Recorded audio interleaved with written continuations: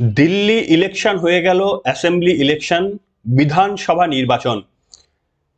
দিল্লিতে যিনি মুখ্যমন্ত্রী অরবিন্দ কেজরিওয়াল এবং পশ্চিমবঙ্গের যিনি মুখ্যমন্ত্রী মমতা বন্দ্যোপাধ্যায়, তাদের মধ্যে প্রচুর মিল রয়েছে রাজনৈতিক দিক থেকে।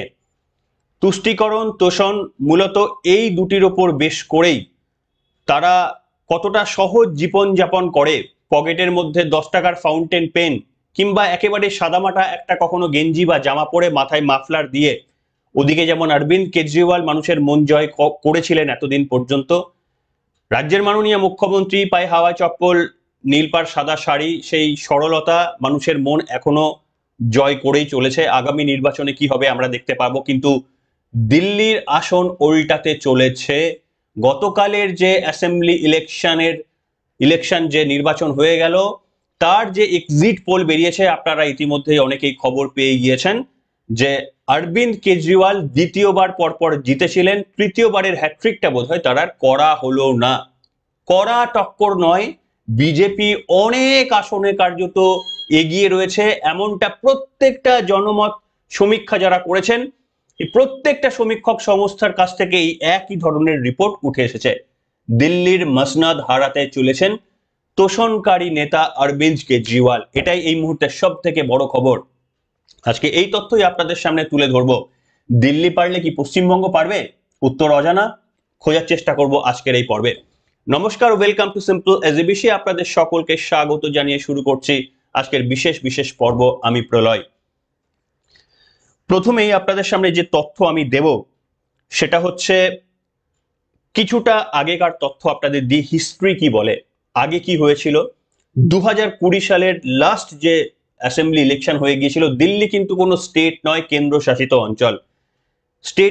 স্টেট এবং কেন্দ্রশাসিত অঞ্চলের কিছু বেসিক ডিফারেন্স রয়ে গিয়েছে, আজকের আলোচনা পর্ব সেটিকে নিয়ে নয়।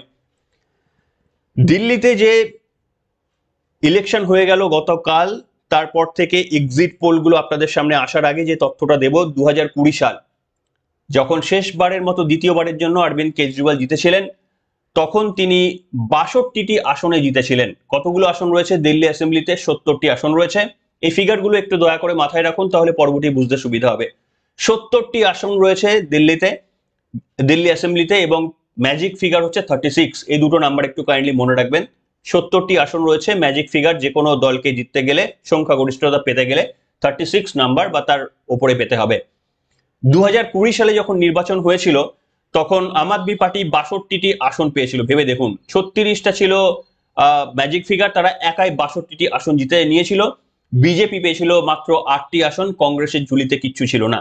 আর এবারেও যা এক্সিট পোল দেখাচ্ছে, সেগুলো যদি সত্যি হয়, এক্সিট পোল সে সত্যি হয় না মিথ্যা হয় সেটা আমরা সকলেই কিছু কিছু এক্সপিরিয়েন্স রয়েছে, এক্সিট পোল কখনোই শেষ কথা বলে না। তা সত্ত্বেও যে এক্সিট পোলগুলো বেরিয়েছে, সেখানে প্রায় প্রত্যেকটি বিজেপির জয়ের দিকে ইঙ্গিত দিচ্ছে। আরো একটি স্টেট, কেন্দ্রশাসিত অঞ্চল নরেন্দ্র মোদীর ঝুলিতে যাচ্ছে, আরো বেশ কিছুটা হাত শক্ত হতে চলেছে। এবং অরবিন্দ কেজরিওয়াল, তার হ্যাট্রিকটা যেমন করা হলো না, ঠিক তেমনি 2020 সালে 62টি আসন যিনি পেয়েছিলেন, তার আজকে কি পরিণতি হতে চলেছে কিছু আপনাদের তথ্যের মাধ্যমে তুলে ধরবো। আসুন আপনাদের দেখাই,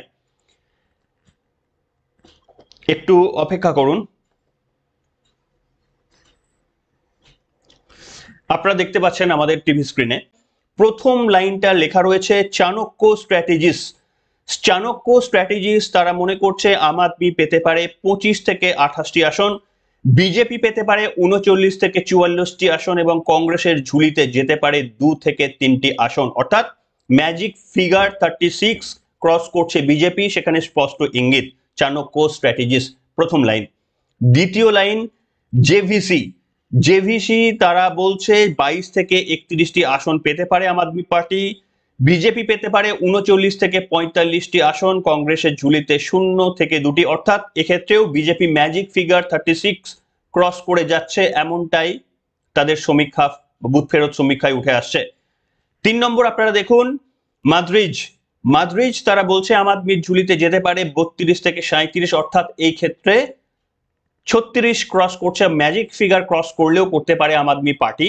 এবং বিজেপি পেতে পারে 35 থেকে 40টি আসন, অর্থাৎ বিজেপিও ম্যাজিক ফিগার ক্রস করতে পারে, এবং কংগ্রেসের ঝুলিতে যেতে পারে 0 থেকে 1 আসন। অর্থাৎ ত্রিশঙ্কু একটা দিকে ইঙ্গিত করা হচ্ছে।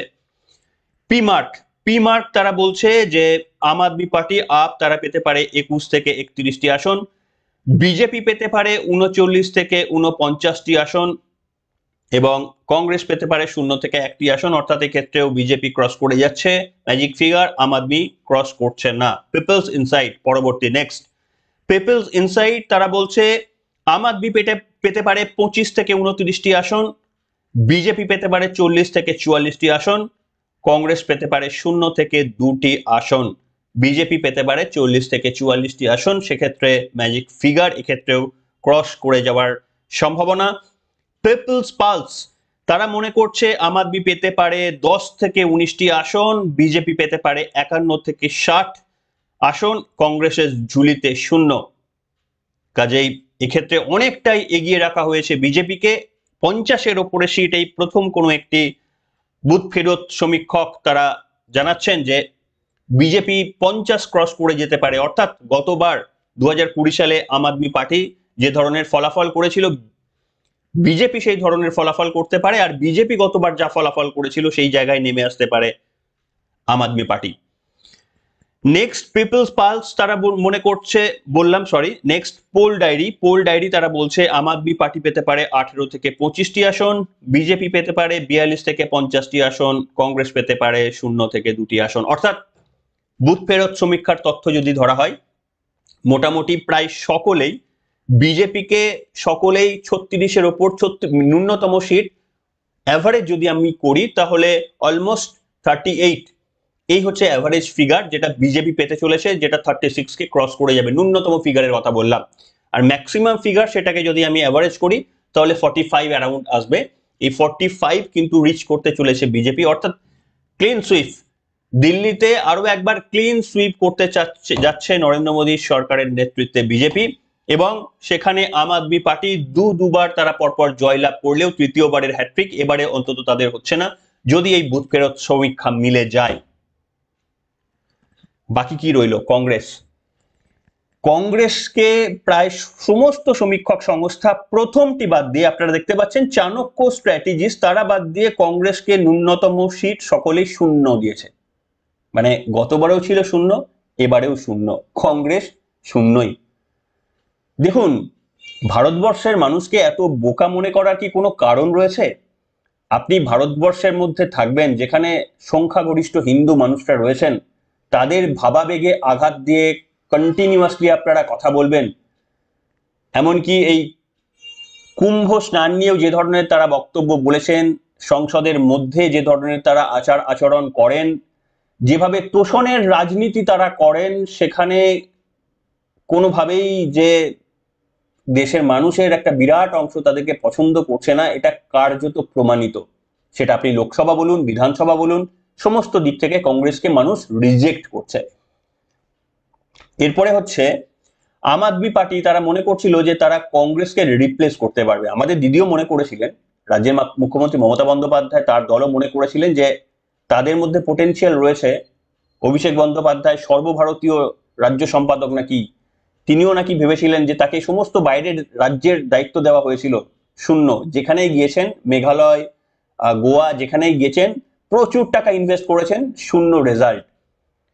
তারপরেই আপ ভেবেছিল তারা বোধহয় কিছু একটা করে দেখাতে পারে, কংগ্রেসকে তারা রিপ্লেস করতে পারবে। এবং এটা ঠিক, আপনারা সকলেই জানেন যে তৃণমূল কংগ্রেসকে জাতীয় দলের তকমা হারাতে হয়েছিল। নির্বাচন কমিশনের গাইডলাইন্স যেটা ছিল সেটা তারা রাখতে পারেনি। আম আদমি পার্টি তারা কিন্তু সর্বভারতীয় দল ছিল না, এই মুহূর্তে কিন্তু তারা সর্বভারতীয় দল। তার কারণ নির্বাচন কমিশনের বেঁধে দেওয়া গাইডলাইন গুলো তারা এই মুহূর্তে পূর্ণ করতে পেরেছে। কিন্তু তাদের হাতে যে স্টেটগুলো রয়েছে তার মধ্যে থেকে সব থেকে শক্তিশালী গড় যেটা, আর যেখান থেকে তাদের জন্ম, তাদের পথ চলা যেখান থেকে শুরু, সেটাই কার্যত তাদের হাতছাড়া হতে চলেছে। তোষণের রাজনীতি, চুরি, দুর্নীতি করলে এমনটাই হয়। মনে আছে তো তাদের মন্ত্রীদের নামগুলো? সত্যেন্দ্র জৈন, মনীষ সিং, মনীষ সিসোদিয়া, সঞ্জয় সিং, এই বড় বড় আপের যে সমস্ত নেতৃত্বরা রয়েছেন, বিভিন্ন করাপশন কাণ্ডে, কেউ শিক্ষক নিয়োগের কাণ্ডে, কেউ মদের ঘোটালাতে, এই ধরনের বিভিন্ন কাণ্ডে তারা ইতিমধ্যে তাদের জেল হেফাজত হয়ে গিয়েছে। হ্যাঁ, এখানে বলতেই পারেন যে বিজেপি পিছনে লেগেছে তাই করছে। আচ্ছা, ভারতের ন্যায়ালয়ের ওপর যদি আস্থা থাকে তাহলে এ কথা বলা উচিত নয়। বিজেপি আরোপ করতেই পারে, বিজেপি যা কিছু বলতেই পারে, কিন্তু তারা তো আইনি লড়াইটা লড়েছিলেন, তারপরেও তো তাদের জেল যাত্রা হয়েছিল, তাই তো? যাই হোক, আপনাদের সামনে আরো কিছু আমি তথ্য দিতে চাইবো যে এর আগে ঠিক কি কি হয়েছিল সেটা আপনাদের আমি দেখাতে চাইবো। 2020 সালের আপনাদের বললাম, অর্থাৎ ঠিক 4 বছর আগে কি ঘটনা ঘটেছিল সেটা আপনাদের সামনে ছোট করে আমি বলি। যে সেখানে আহ, আম আদমি পার্টি তারা পেয়েছিল 62 সিট, বিজেপি পেয়েছিল 8টি সিট, একটু মাথায় রাখবেন, এবং কংগ্রেসের ঝুলিতে সেই শূন্যই ছিল। আম আদমি পার্টি তারা ভোটের পার্সেন্টেজে ছিল 53% ভোট, যেটা 2020 সালে অর্থাৎ আগের নির্বাচনে পেয়েছিল। বিজেপি তারা পেয়েছিল 38% ভোট, অর্থাৎ ভোটের নিরিখও কিন্তু অনেকটাই কম ছিল বিজেপি। ভাবুন কিভাবে চেঞ্জ হতে পারে। এই যে পশ্চিমবঙ্গের সরস্বতী পুজোর এত ভন্ডুল করা হলো, বিভিন্ন জায়গায় সরস্বতী পুজো হতে দেওয়া হলো না, তৃণমূল নেতাদের দাপাদাপি, অন্যান্য ধর্মের নেতারা আমাদের ধর্মের পুজোর মধ্যে ব্যাঘাত ঘটালেন বলে বিভিন্ন জায়গায় অভিযোগ আসলো, শুভেন্দু অধিকারী বিভিন্ন পোস্ট করলেন। এগুলো কি মানুষের মনে প্রতিক্রিয়া তৈরি হয় না? এই তোষণের রাজনীতিগুলো কি মানুষ বুঝতে পারে না? মানুষ সব বোঝে। পশ্চিমবঙ্গের রাজনীতিটা হয়তো একটু আলাদা, অন্যান্য রাজ্যে যেখানে খুব তাড়াতাড়ি মানুষ যতটা সেন্সিটিভ, পশ্চিমবঙ্গের মানুষ সম্ভবত নয়। তাছাড়াও পশ্চিমবঙ্গে যেভাবে নির্বাচন হয় তা নিয়ে প্রচুর প্রশ্ন রয়েছে, সেখানে কতটা অ্যাকচুয়াল মানুষের রায় প্রতিফলিত হয় এই প্রশ্নটা বারবার ওঠে। দিল্লিতে নির্বাচন হয়ে গেছে গতকাল, আপনারা খবর পেয়েছেন? বড় কোনো হিংসার ঘটনা, মানুষ মারা গেছে। পশ্চিমবঙ্গের নির্বাচনে ঠিক কতজন মানুষ মারা যায় সেটা একটু কল্পনা করে দেখবেন। দিল্লিতে নির্বাচনের আপনারা কেউ খবরই জানতেন না, অনেকেই জানেন না যে দিল্লিতে এত বড় একটা নির্বাচন হয়ে গেছে। হয়তো আজকে এই প্রথম খবর শুনছেন আপনাদের মধ্যে অনেকে, এটাও হতে পারে। এটাই হচ্ছে ডিফারেন্স। তাই আমাদের এই রাজ্যে সিপিএম যে চলটা শুরু করে গিয়েছিল, মমতা বন্দ্যোপাধ্যায় যেটাকে কন্টিনিউ করছে, এটাকে ব্রেক করা এতটা ইজি নয়। শুধুমাত্র মানুষ চাইলেই ভোটে একটা দল হেরে যাবে এরকম ব্যাপারটা নয়। মেশিনারি, স্টেট মেশিনারিটা এমন ভাবে মানে সাজানো হয়ে গিয়েছে, সেখানে ক্ষমতার হস্তান্তর করা সেটা শুধুমাত্রই জনমত আমরা চাইলেই হবে এমনটা এখন আর কিন্তু নয়। পশ্চিমবঙ্গের ক্ষেত্রে কিন্তু এটা আলাদা বিষয় হয়ে যাচ্ছে। আপনাদের সামনে আমি দেখাতে চাইবো যে দিল্লির কি খবর। বিগত বেশ কয়েকটা পোল যদি আপনাদের দেখায়, পরপর 3-4টে পোল, পরপর 3টি পোল আপনাদের সামনে দেখাবো। 2020 বললাম, এবং বিগত আরো 4টি যদি আমি পোল দেখাই আপনাদের সামনে, 2008 থেকে আপনাদের দেখাচ্ছি, আপনারা দেখুন।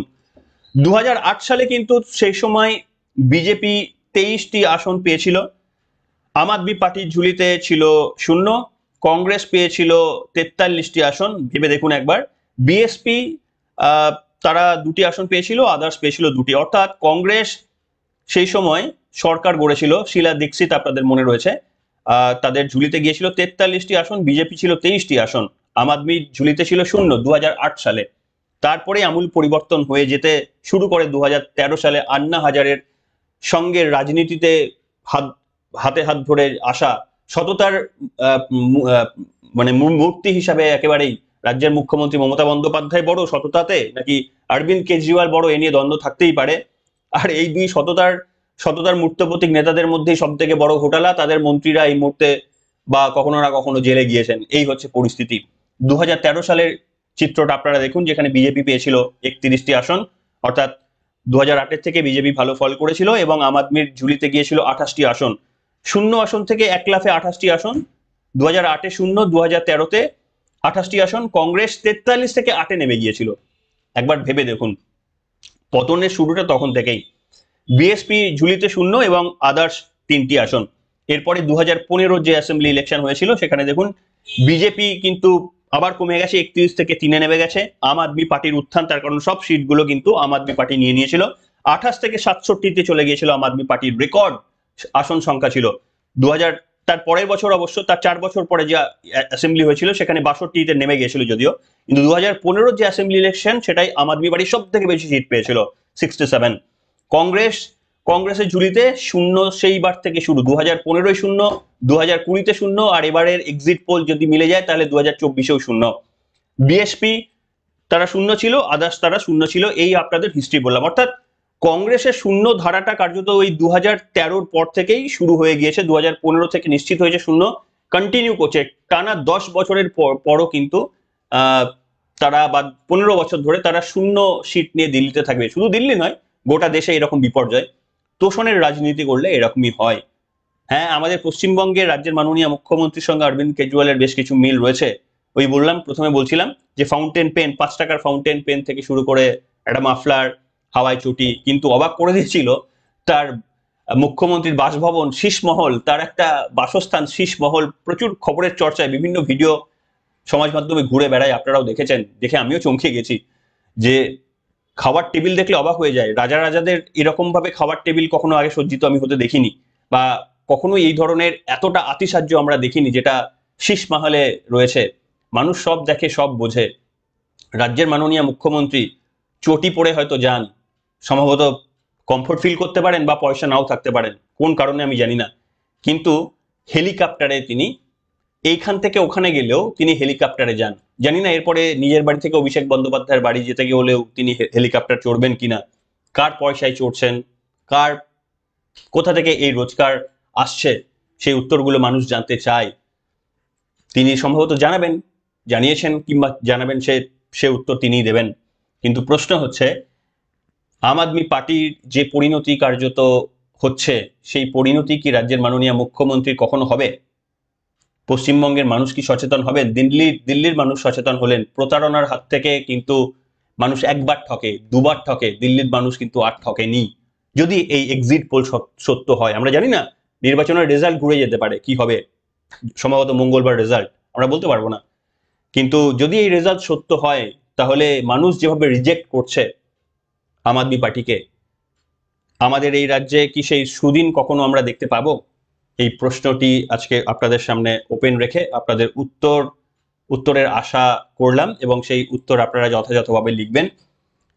এই রেজাল্টের সঙ্গে আপনারা কতটা সামঞ্জস্য পাচ্ছেন? আপনারা কি মনে করছেন এই ধরনের রেজাল্ট হতে যাচ্ছে, নাকি আপনারা মনে করছেন এটা ভুল হতে পারে, এটা একেবারেই মিলবে না, আম আদমি পার্টি আবার জিতে যাবে? আপনাদের মতামত লিখে জানান আজকে আমাদের পর্বে। এখনকার মতো এখানেই শেষ করলাম, কিন্তু অনেক তথ্য এই সম্পর্কিত আগামী পর্বে আনার চেষ্টা করব। Good bye.